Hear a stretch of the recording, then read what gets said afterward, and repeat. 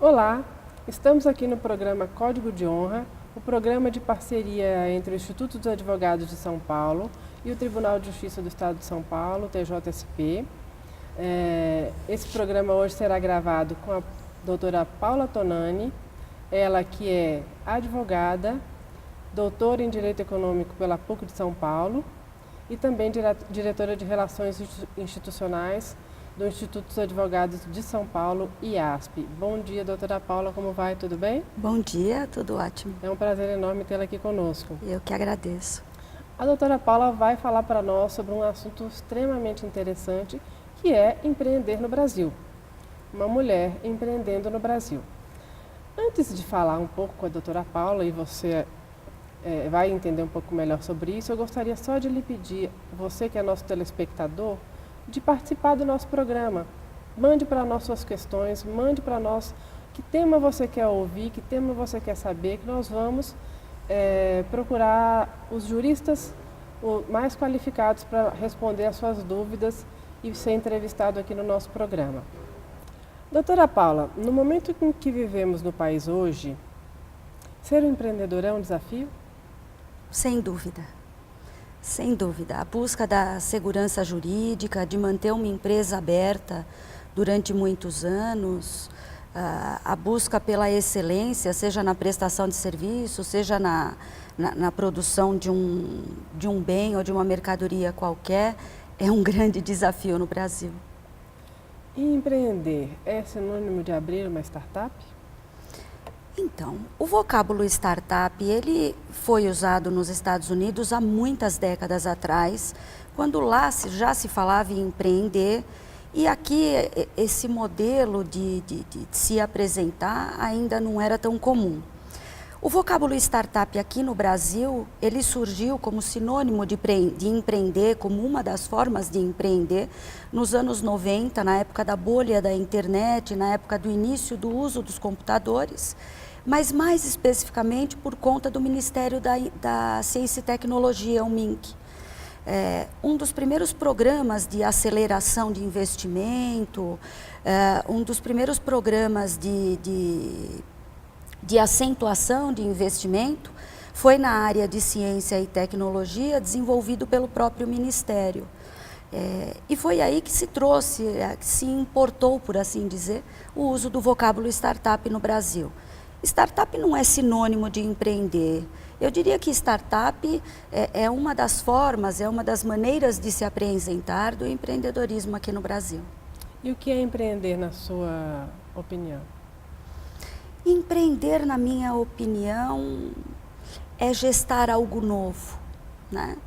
É ter uma ideia nova ou apresentar de uma maneira nova uma ideia que já existia anteriormente. O próprio crescimento das fintechs no Brasil, eu acho que é um exemplo de como eu tenho uma ideia antiga se apresentando de maneira nova, não é?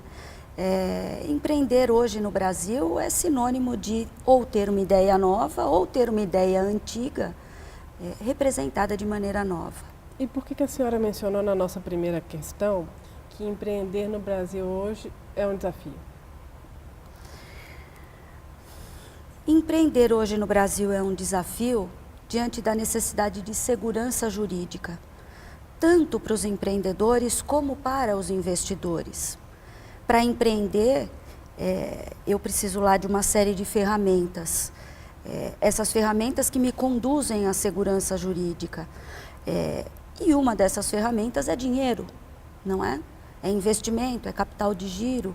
Agora, como é que eu obtenho isto tudo quando eu sou novo ou quando eu estou começando?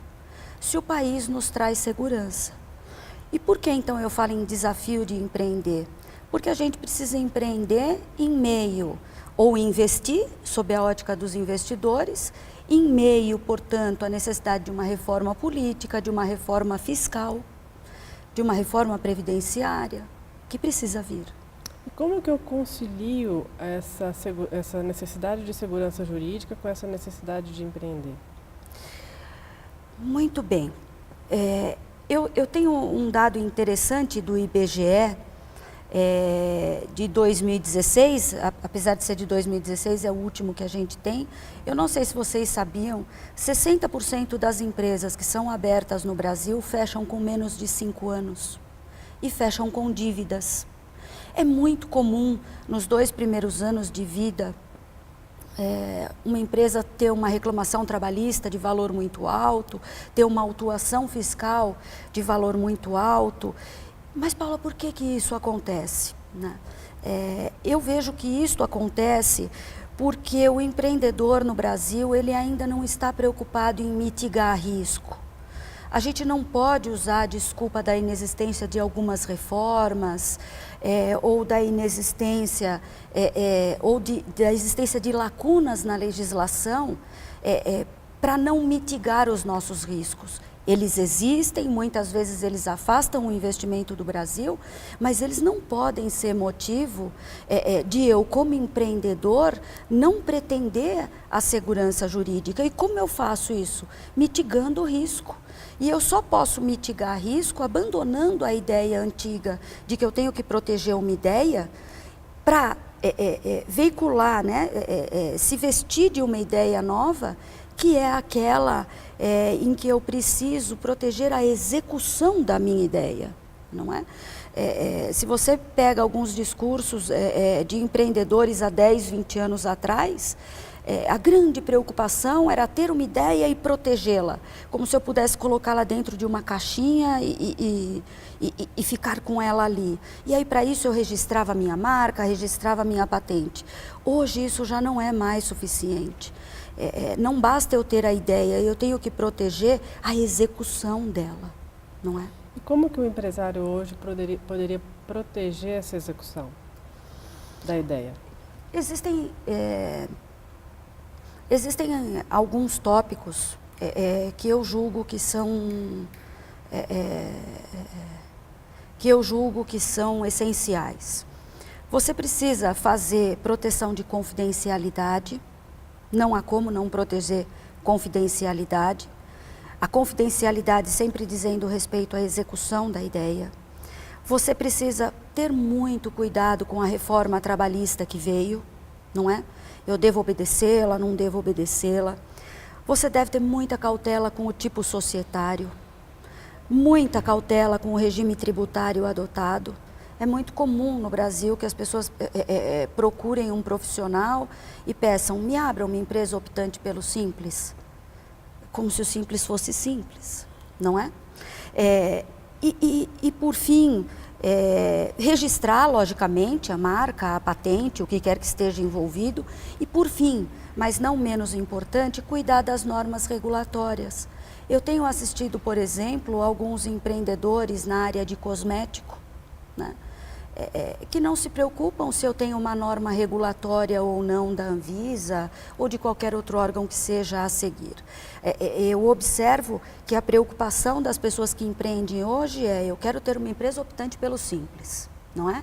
E se eu for optante pelo Simples, isso será sinônimo de pagar menos impostos e isso será sinônimo se não quero abrir uma MEI pelo site para não depender do contador, não é? Tudo bem, às vezes para subir um primeiro degrau pode ser que seja adequado. Mas existem essas outras medidas, esses outros pontos que precisam ser trazidos juntos para conseguir, voltando lá ao início, ter a mínima segurança jurídica no ato de empreender.